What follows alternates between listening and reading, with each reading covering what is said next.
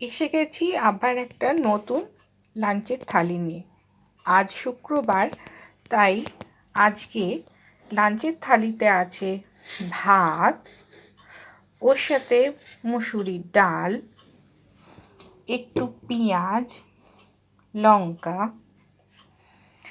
আর আছে কুচো চিংড়ি দিয়ে রান্না করা এঁচোড়, আর ওর সাথে রাখলাম মসুর ডালের বড়া দিয়ে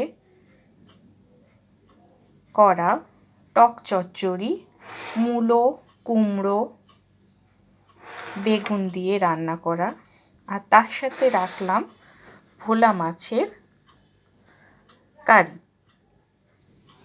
খাওয়ার জন্য ওর সাথে আরেকটু নিলাম চিপস, একটু আলুর চিপস নিলাম। হয়ে গেল আজকের লাঞ্চের থালি কমপ্লিট।